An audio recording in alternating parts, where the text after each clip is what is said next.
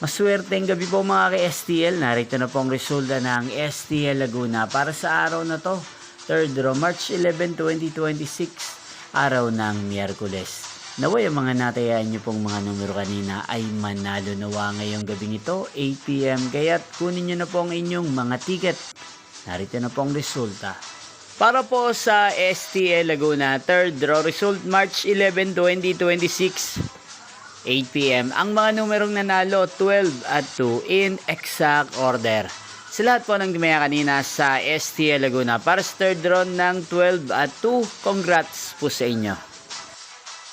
At ngayong gabing ito sa STL Laguna, atin pong i-shoutout si Ate Ellen Torres ng Binyang Laguna na nanonood po sa channel na to.